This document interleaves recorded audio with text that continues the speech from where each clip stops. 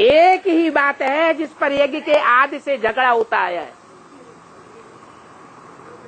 एक ही बात थी क्राइस्ट के जीवन में, जिस बात को लेकर के उनको फांसी पर चढ़ाया गया, पवित्रता की बात थी। यहां भी ऐसे ही है। यज्ञ के आदि से ये धोबी घाट चलता चला आया। आज में भी इसी बात को लेकर के झगड़ा हुआ था। दो पार्टियां थीं।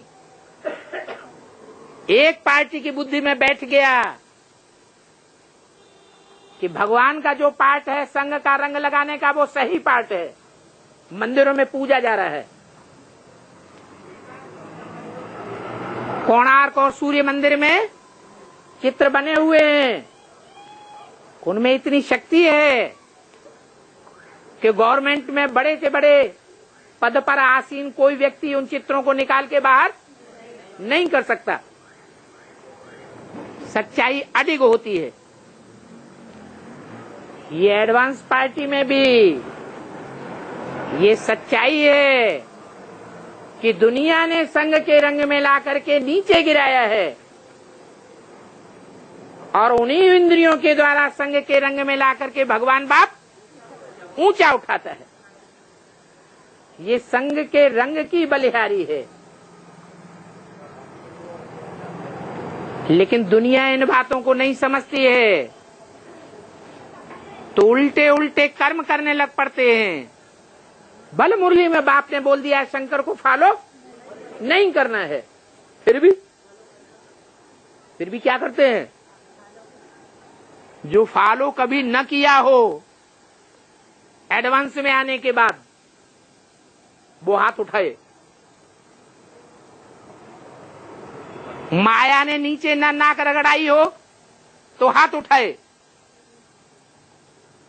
अरे एक भी हाथ नहीं उठा रहा है?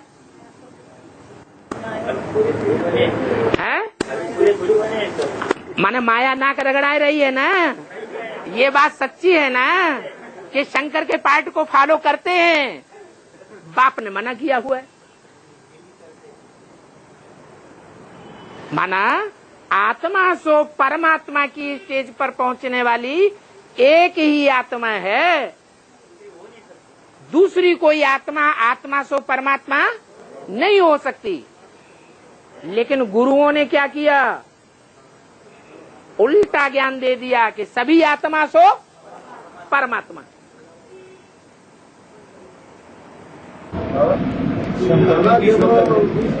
उसके बाद जो रतन निकलते हैं, ये विष निकला कि नहीं निकला? सबने पिया कि नहीं पिया? तो ये विष निकल रहा है और जोर से निकलेगा अभी अगर विरोध करोगे तो। सच्चाई का अगर विरोध करेंगे तो विष और जोर से निकलेगा। इसको सच्चाई का विरोध नहीं बोलते हैं।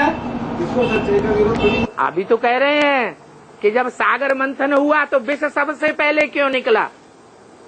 तो शास्त्रों में तो गायन है ना। तो ये विष निकल रहा है ना।